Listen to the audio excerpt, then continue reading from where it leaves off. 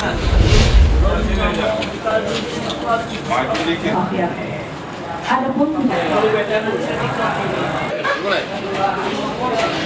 upaya yang kita lakukan.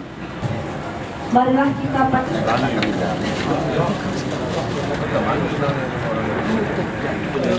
sabar Pak. Pak, tunggu belum Pak.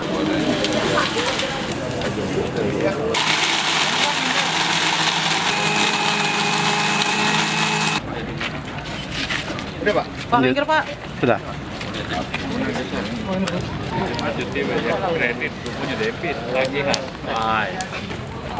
Siram lagi. Ada. Pak, gambar.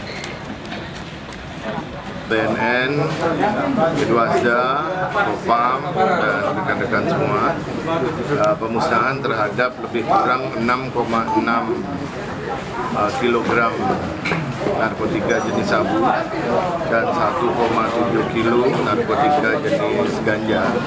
Ya. Itu terdiri dari 7 laporan polisi dengan 13 tersangka, di mana 3 diantaranya meninggal dunia.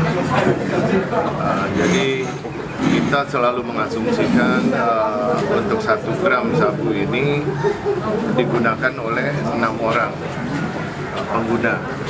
Maka dari 6,6 ini diperkirakan lebih kurang 40.000 jiwa yang kita selamatkan. Nah, ketawa galau ini loh Kak.